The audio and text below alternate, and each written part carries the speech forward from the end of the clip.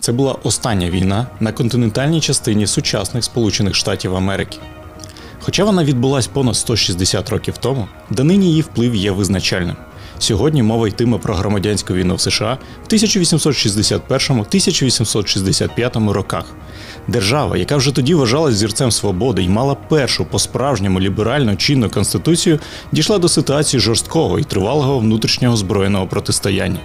В центрі будь-якого дослідження про ту війну завжди перебуває питання рабства в Південних Штатах, його ролі та реального впливу на розгортання конфлікту. Вітаю на «Історії без міфів». Це проєкт «10 запитань історика». Я його ведучий Євген Мочалов. Сьогодні, як ви зрозуміли, ми говоримо про громадянську війну в США з істориком Ігорем Бігуном. І також важливо сказати військовослужбовцем, тому це особлива приємність. Ігор переклав книгу американського історика Джеймса Форда Роудса, яка була написана в далекому 1918 році, але це така фундаментальна праця про громадянську війну, і це чи не єдина праця, яка зараз доступна всім українцям, можна піти в книгарню купити. Вітаю, дякую, що завітали. Добрий день, радий зустрічі.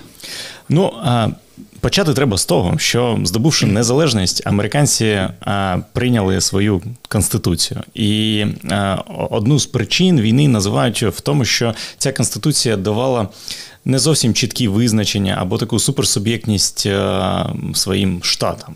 І там, зокрема, казалося про те, що кожен суб'єкт має надавати повну довіру та повагу рішенням федерального рівня. Але, звісно, що це таке трохи не конкретне визначення, і начебто це була одна з причин. Які ще тут причини ми можемо виокремити? Причин, насправді, цілий клубок, і ці причини були вже, на мою думку, закладені під час утворення американської держави. Класично вважається, що одна із причин, із головних причин громадянської війни в США – це питання рабства чорношкірого населення. Взагалі ця причина, вона насправді була не визначальною на початку, але лежала у основі всіх інших оцього всього клубка причин. Річ у тім, що по суті північні і південні штати, які увійшли в Союз, тобто в Федерацію Сполучених Штатів Америки, дуже сильно відрізнялися. Відрізнялися передусім за своєю економічною моделлю. Північ була промисловим регіоном, розвинутим і індустріально розвинутим. Там розташовувалися і підприємства легкої промисловості, там дуже була така активна урбанізація. Переважно населення було зайнято в таких промислових підприємствах. В зв'язку з цим дуже розвивалися міста. І цей регіон був дуже привабливий також для іммігрантів. Відповідно, більша частина тих, хто приїжджав, ті ж ірландці, наприклад, німці, вони намагалися селитися саме в тих регіонах, там була робота, відповідно, населення збільшувалося, і в цілому такий був економічний бум. З іншого боку, 13 південних штатів були аграрним регіоном, і там були великі плантації, там вирощували передусім бавовну, і на цих плантаціях працювали темношкірі раби, які завозилися з Африки, і відповідно основа економіки цього регіону саме була побудована на експлуатації рабської праці. Відповідно, промисловості там було дуже мало. Цей регіон залежав від півночі в плані імпорту якихось товарів, які вироблялися, промислових товарів. І, власне, тут такий економічний статус, він зумовлював також і суспільно-політичний лад, певні настрої, оскільки ті землевласники, які мали великі плантації, які мали у своєму володінні рабів, то вони дотримувалися расистських поглядів, вважаючи, що так заведено і так має бути, що чорна раса буцімто підлегла по відношенню до білої раси. Відповідно, це нормально, якщо негри працюють безкоштовно, як раби на них і на їхні плантації. Хоча слід зазначити, що у таких латифундистів в Південних Штатах була далеко не більшість. Це була, в принципі, невеликий відсоток від населення, але вони мали просто вирішальний вплив на суспільно-політичне життя цих штатів. Крім того, власне, оскільки на півночі діяла промисловість, то і Північні Штати, і федеральний уряд встановлювали певні митні тарифи для того, щоб за принципом економічного протекціонізму сприяти своїй промисловості, захищати її від конкуренції від імпортних товарів. А півдню це було невигідно, оскільки їм не було з чого захищати, власне, від якоїсь промисловості, і вони хотіли торгувати вільно з усім світом. Передусім, багато бавовни йшло на експорт до Великої Британії, в якій була розвинута текстильна промисловість, яка залежала від імпорту з південних бавовняних штатів. І це потім уже стане також предметом різноманітних суперечок всередині Великої Британії щодо ставлення до громадянської війни в США. Були релігійні також передумови, оскільки там частина конфесій, зокрема пуритани, виступали проти рабства взагалі з морально-етичних причин, тобто що люди Богом створені рівними, відповідно, як можна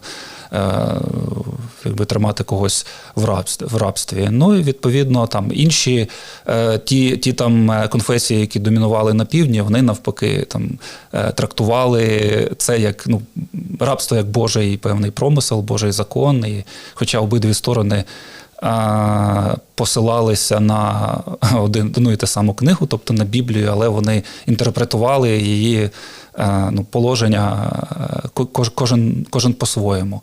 Відповідно, ось такий просто клубок причин, він переслідував, по суті, розвиток Сполучених Штатів Америки протягом першої половини 19 століття. І була ще одна така сфера, як територіальна експансія. Тобто там також Сполучені Штати Америки встигли повоювати з Мексикою, отримати, загарбати від неї певні території.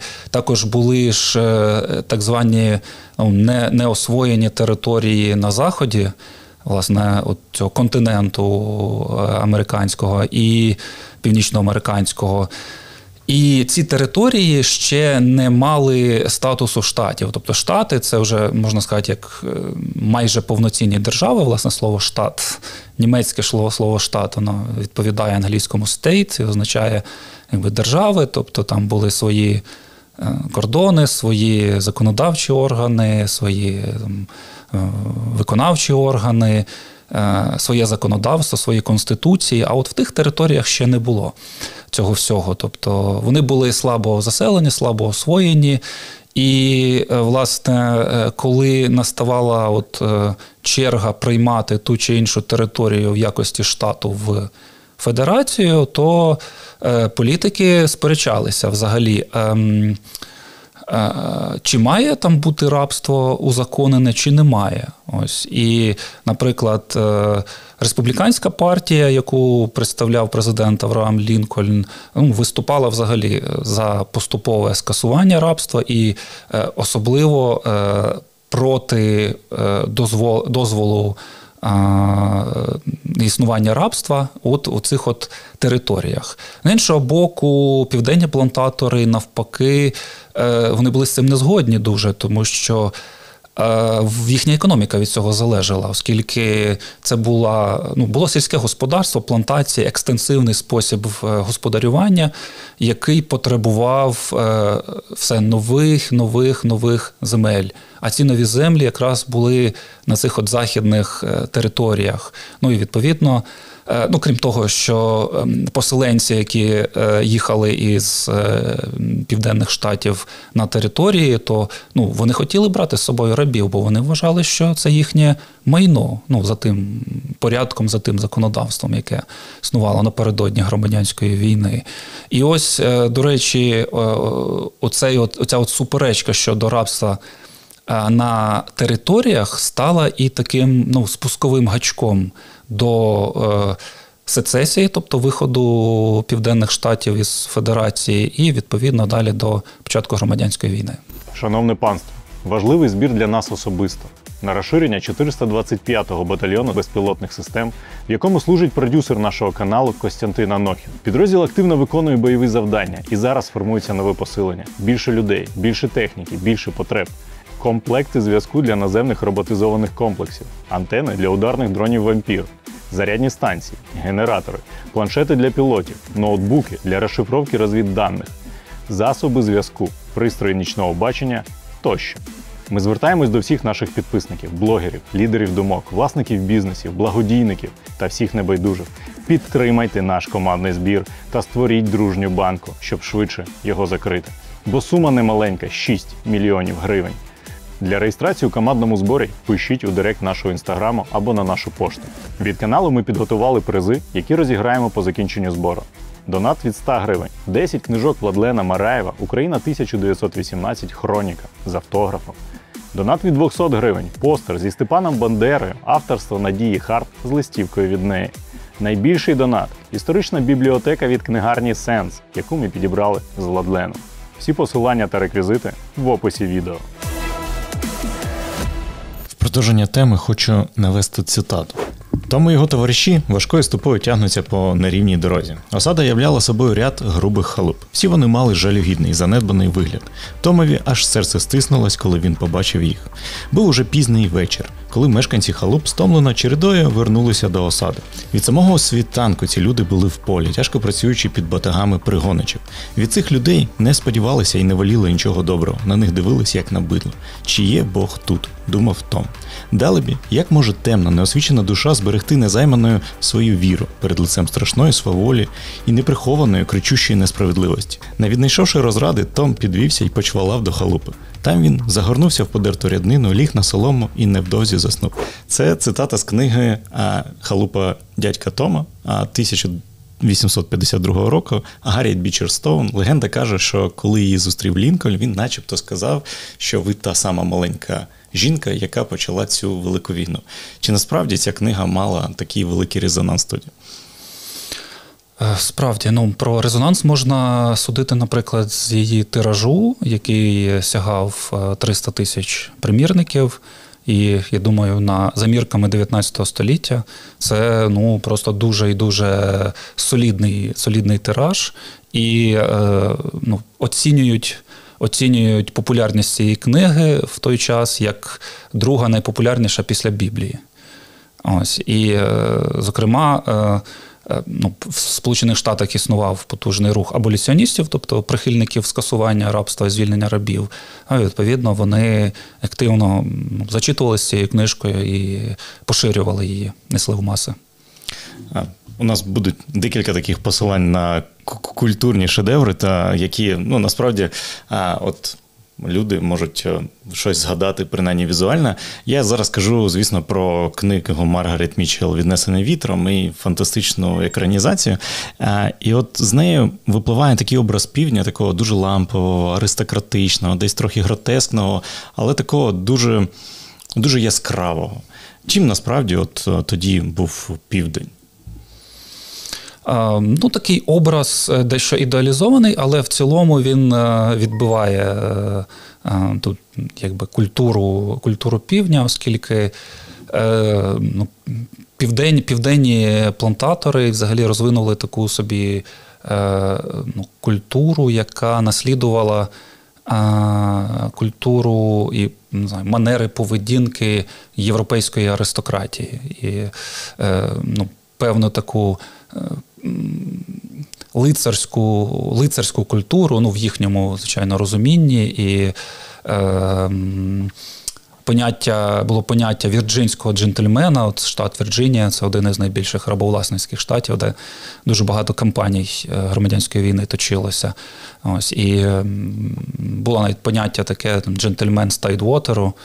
Тайдвотер – це якраз прибережні райони Вірджинії, де найбільше були плантації. Відповідно, тамтешні землевласники, рабовласники, от вони вважали себе представниками такого от класу. І там, наприклад, була поширена така практика, як практика дуелей. Це теж із певної аристократичної традиції, яка ще була в Європі. Тобто, якщо говорити про Південь, то він був більше такий простий, там, робітничий, то ось на півдні от сформувався такий от клас, такий от прошарок, який мав певну таку свою от культуру, яка вважала себе такими шляхтичами. Це справжня аристократія.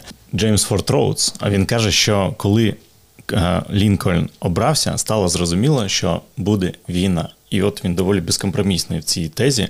З якою повісткою Лінкольн йшов на вибори перед, власне, початком громадянської війни? І чому настільки, власне, він так безкомпромісно про це каже? Лінкольн був аболіціоністом, хоча він не був радикалом в цьому питанні. Тобто він не виступав там прямо за скасування рабства всюди і одразу, але він вважав, що поступово до цього має прийти. І впередусім він, як і там крило республіканців, які орієнтувалися на нього, то він чітко вважав, що от в питанні поширення рабства на території тут треба бути. Тут не може бути компромісів, тобто на території рабство поширюватися не має. Хоча, наприклад, він не завжди був прямо послідовним в цьому питанні, тобто під час там деяких попередніх виборчих кампаній, коли йому доводилося змагатися з кандидатами від демократів, які представляли Південь і виступали за збереження рабства, то в деяких своїх промовах він і навіть говорив про те, що він там не збирається там скасовувати рабство, чи він навіть не вважає, що там чорношкіре населення має бути повністю рівним. Але все ж таки він і його партія от мали такий порядок денний, і коли його обрали в кінці 1860 року, то, от як пише Джеймс Форд Роудс, його опоненти вважали, що це запустило механізм боротьби проти рабства і, відповідно, наступу на той суспільний порядок, який існував в Південних Штатах. В тих самих «Віднесених вітром» є такий яскравий епізод, коли до Скарлетт підбігає один з її закоханих в неї і захоплено каже про те, що Лінкольн почав збори, нарешті буде війна. І Скарлетт чудово відповідає про те, що невже там ви, чоловіки, не можете щось краще придумати, але режисери нам демонструють оцей момент захоплення, і на вулиці починається свято, і взагалі начебто всі лише цього і чекали. Чим був обумовлений оцей екзальтоване сприйняття того, що нарешті починається війна? Напевно, кожна зі сторін вважала, що от зараз буде момент істини, і їхні суперечності вже будуть вирішені. І тільки таким способом їх можна вирішити. Крім того, в цілому, суспільство на півдні було доволі мілітаризованим, і я вже згадував про практику дуелей. Крім того, в багатьох чоловіків була зброя у власності, була практика також озброєних патрулів, наприклад, по населених пунктах. І в цілому оце в сукупності воно сприяло такій от атмосфері. Крім того,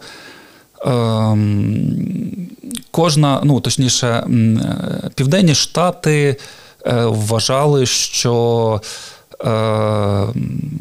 політика півночі є зазіханням на їхні права, на їхню суверенність як штатів і на їхній порядок, який вони вважали нормальним, природним, освяченим Богом.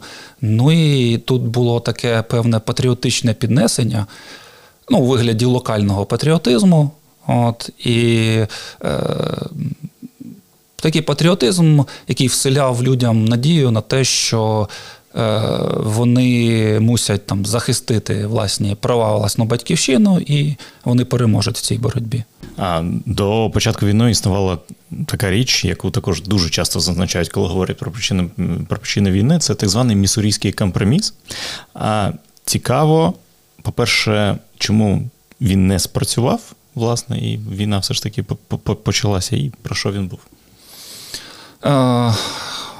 Це був один із таких політичних заходів, який спрямований був на певне примирення оцих двох економічних і політичних систем між північчю і півднем.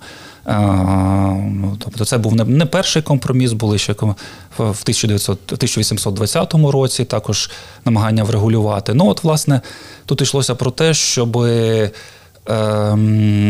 вирішити, як будуть приймати нові штати в державу. Буде там рабство чи ні. Тобто там йшлося про те, щоб компромісний варіант, що один штат будуть приймати вільний, а один штат, якому все-таки буде дозволене рабство.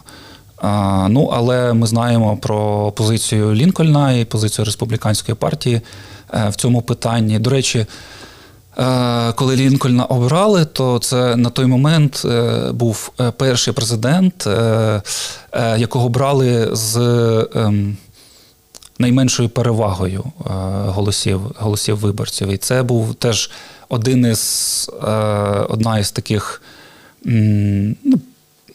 із чинників, який долучився, скажімо так, до розпалювання ворожнечі, відповідно, війни, оскільки велика частина виборців, які були на півдні, вважали, що президент не представляє переважної більшості населення, і, відповідно, він не може говорити від його імені, від імені всіх, і, відповідно, там нав'язує свою волю Південним Штатам. Яким був розклад сил? Роудс, він каже про те, що це 22 мільйона проти 9, із цих 9 на півдні це 3,5 мільйони рабів, і начебто виглядає так, що північ значно більш потужніший, промислово розвиненіший, але насправді якою була ситуація перед початком? Насправді вона такою і була, оскільки вся промислова могутність зосереджувалася на півночі. На півночі там уже більшість населення мали право голосу, відповідно, воно більш було активним. І кількість населення, я вже зазначав, що там дуже була сильна урбанізація, відповідно, населення зростало. Еміграція також мала своїм напрямком здебільшого північ, оскільки там була просто робота, більше роботи. На півдні, південь мало що виробляв насправді, і там же коли, там ті ж залізниці, наприклад, локомотиви, зброя, це ж все ж надходило з півночі. І там далі вже, коли потрібно було формувати армію та озброюватися, то південцям просто доводилося шкребти по всіх кутках, збирати всі там рушниці, гармати, які тільки можна було знайти, бо вже на півночі вони ж це купити не могли. Власне, питання зброї також цікаво. Наскільки я читав, що на півночі також був страшний дефіцит і ще і низька якість того, що залишалося в них. Там взагалі понад 90% виробництва зброї зосереджувалося в Північних Штатах. І там йшлося про те, що тоді федеральна армія була дуже нечисленною. Здебільшого війська підтримували штати, тобто на місцях. І коли назріла потреба, власне, у президента Сполучених Штатів там, військового втручання і придушення, от, як вони казали, заколоту Південних Штатів, то їм довелося формувати армію, велику армію фактично з нуля, закликати добровольців. Там Лінкольн видавав прокламацію про заклик там, добровольців до армії. Він мусив отримати згоду Конгресу на це. І таким чином відбувалося формування оцих розстановки сил у громадянській війні. Ми вже згадали про Лінкольна, маємо згадати і про Джефферсона Девіса, лідера Півдня. Чим він особливий, яка взагалі його політична платформа? Джефферсон Девіс до громадянської війни встиг і побути офіцером. Він воював у війні з Мексикою, він був і сенатором, був військовим міністром певний час. До речі, як військовий міністр він спричинився до переозброєння там, певної частини армії на нарізну зброю, оскільки до того переважна більшість гвинтівок, які стояли на озброєнні, були гладкоствольними, а оскільки його полк в війні з Мексикою мав нарізну зброю, то він побачив, наскільки вона ефективніша. Ось. І, до речі, він в своїй політичній діяльності до 1861 року виступав проти відокремлення штатів. Він був великим прихильником розширення прав штатів, більше боровся з, так би мовити, диктатом центрального федерального уряду, але на початку він не був там прихильником сепаратизму. Однак після того, як обрали Лінкольна, і от уже в повітрі зависла оця неминучість розколу країни і неминучість війни, то його обрали президентом Конфедеративних Штатів Америки, першим і єдиним. І, власне, виходить у нас такий парадокс, можна сказати, що на чолі Союзу був цивільний Авраам Лінкольн. Він встиг там побути в молодості на військовій службі, але він не мав такого військового досвіду участі в бойових діях. А на чолі конфедерації був професійний військовий Джефферсон Дейвіс. Однак, уже з висоти століть історики роблять висновок, що Лінкольн якось ефективніше керував і своєю державою, і своїм військом, оскільки Дейвіс був прихильником, висловлюючи сучасними словами, мікроменеджменту. Тобто він не любив делегувати повноваження, він зосереджував кілька посад у своїх руках, зокрема там посади військового міністра, головнокомандувача армії конфедерації, і через це він нехтував іншими сферами суспільного і державного життя, зокрема економікою, і через це конфедерація достатньо швидко підійшла до економічного занепаду. Там була і інфляція, і взагалі зубожіння населення, що якщо спочатку, то ми говорили про великий ентузіазм серед населення Півдня і рішучість там відстоювати права своїх штатів, своїх рідних штатів, то вже через кілька років це змінилося невдоволенням і політикою Джефферсона Дейвіса, і навіть були певні заворушення і бунти, які йому доводилося вже навіть придушувати з допомогою військ. Може, як цивільна особа я не вправі це сильно коментувати, але посилаючись на думки багатьох достойних військових, які кажуть про те, що це історія з мікроменеджментом і компетенції цивільних людей, які приходять в військо, які здатні справді налагодити менеджмент. Тут є такі речі, які перекликаються з нашим сьогоденням. Так. Вважається, що війна почалася 12 квітня 1961 року, дуже рано, там 4:30 ранку, з обстрілу форту Самтер. Це такий епізод, він доволі кумедно у Роудса описаний. Що там відбувалося? Це форт, власне, фортеця в місті Чарлстон у Південній Кароліні, на березі океану. І там залишався після того, як відокремлення конфедерації стало доконаним фактом, після лютого 1861 року, в цьому форті, та й в ряді інших, залишалися гарнізони вірні федеративному уряду. І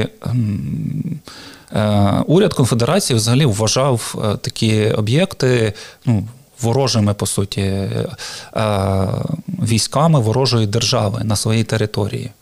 З іншого боку, Лінкольн, як президент, розглядав це як майно, військове майно і, власне, ці всі озброєння як майно федерального уряду, і солдатів, які там були, це солдатів федерального уряду армії Сполучених Штатів Америки. І, відповідно,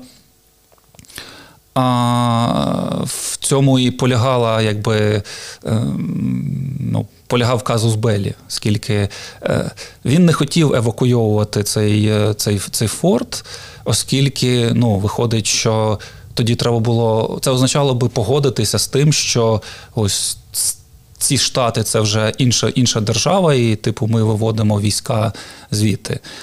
А присутність якраз і означала, що уряд вважає ці землі своїми. І, відповідно, для того, щоб... Лінкольн, до речі, був людиною, яка намагалася до останнього вирішити такі ситуації компромісом певним, і тому він не віддавав якихось наказів там прямо про про початок бойових дій, але вирішив зробити так, що надіслати підкріплення у форт Самтер, підкріплення не військами, а саме постачанням, харчами і таким іншим. Це мало бути доставлене кораблями. І, власне, як тільки ця ескадра флоту Союзу наблизилася до цієї затоки, де стояв форт Самтер, то війська конфедерації, якими командував генерал Борегар, вони сприймали це як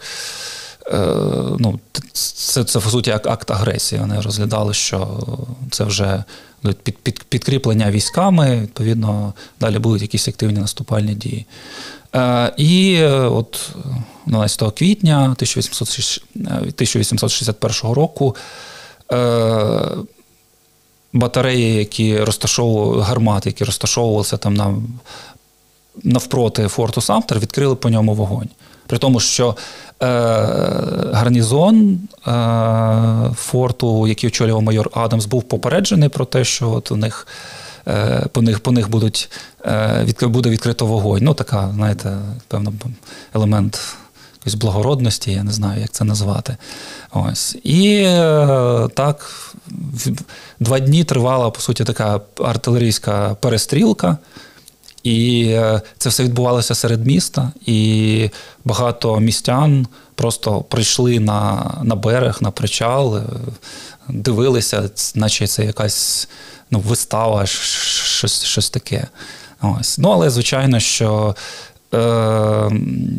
це перешкодило постачанню цих припасів, які надіслав Лінкольн. І, врешті-решт, гарнізон цього форту здався. Але це був привід казус беллі до початку, власне, бойових дій громадянської війни, оскільки і Південь, і Північ вважали це актами агресії. Північ вважала, що це взагалі непокора, бунт.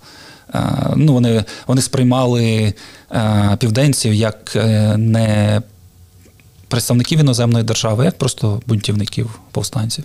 Але, я так розумію, вони здалися, вони вийшли там зі зброєю, да? Тобто вони доволі, це не можна сказати, що вони там програли цю битву, прям знаходячись на чужій території, вони доволі достойно вийшли з неї. Так, тобто це не було там побоїще, там, страта і так далі. Але мені це чомусь нагадало, мій рідний Луганський, там прикордонний загон, який також знаходився посеред вже давно окупованої території, і також майже в оточенні вів цей бій, а потім вийшов. А ще й зіваки, які з балконів знімали, тих кварталів, де колись я жив. Як на ці перші постріли реагують в Європі, в великі європейські держави? Ну, власне, за цим спостерігали на континенті, і передусім спостерігали Велика Британія і Франція. Взагалі, Велика Британія оголосила нейтралітет. Королева Вікторія. Вони оголосили нейтралітет, що вони не підтримують жодну зі сторін, хоча в суспільстві були різні настрої, передусім у промисловців, які займалися, які володіли текстильною промисловості, то вони ж залежали від сировини, від бавовни, яку імпортували з півдня. І, власне, це приносило збитки. Збитки приносило саме те, що невдовзі після початку громадянської війни Північний флот встановив блокаду південних портів саме для того, щоб вони не могли експортувати свою продукцію, не могли отримувати гроші. І гроші – це ж основний ресурс для ведення війни. Ось. І далі, відповідно, наприклад, в тій же Британії точилися суперечки між політичними елітами стосовно того, як реагувати, як сприймати. Говорять історики, що цей нейтралітет був таким собі нейтралітетом дружнім певний час до півдня. І тому що там на деякі речі британські урядовці дивилися крізь пальці, тому що і там деякі кораблі будувалися в доках Британії, і південні кораблі намагалися проривати блокаду для того, щоб все-таки якось торгувати з іншими країнами і привозити хоча б навіть товари першої необхідності, бо блокада сильно, до речі, вдарила по економіці півдня.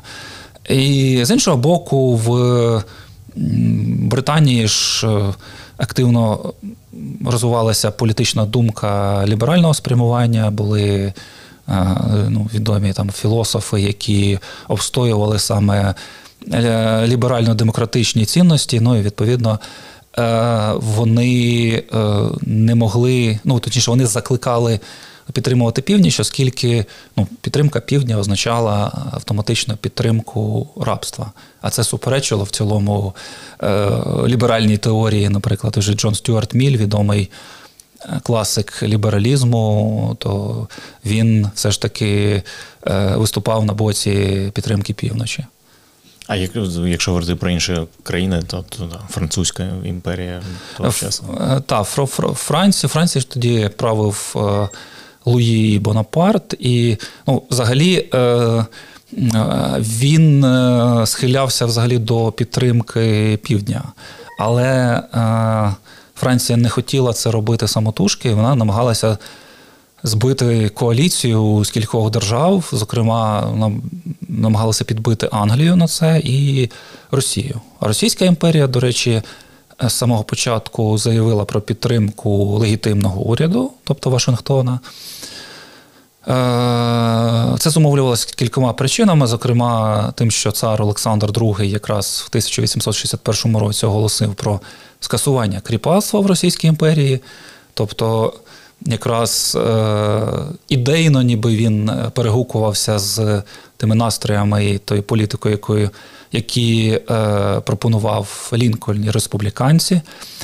А з іншого боку, якраз Росія нещодавно брала участь у Кримській війні, в якій вона програла, і це сильно підірвало її репутацію на міжнародній арені, і тому їй потрібні були якісь союзники, співпраця з якими дозволить їй вийти з міжнародної ізоляції. І це була причина, чому Росія в цій війні послідовно виступала на боці півночі. Навіть в 1863-64 роках відправила 2 ескадри в Амстердам і Нью-Йорк.